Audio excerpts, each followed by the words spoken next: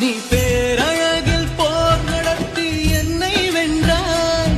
கண் பார்க்கும் போதே பார்வையாலே கடத்தி சென்றாய். நான் பெண்ணாக பிறந்ததற்கு அர்த்தம் சொன்னாய்.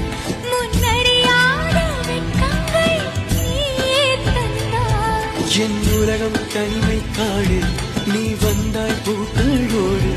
இனி தொடரும் கனவுகளோடு. பெண்ணே பெண்ணே, நீ இல்லை என்றால் என்னாவே? நெருப்போடு வெந்தே வண்ணமாவே.